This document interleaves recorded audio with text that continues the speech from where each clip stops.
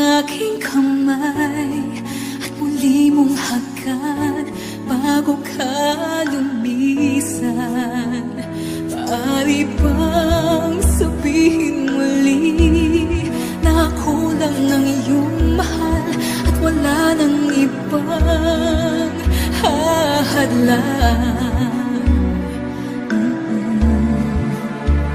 sa ating pagmamahalan? Maghihintay ako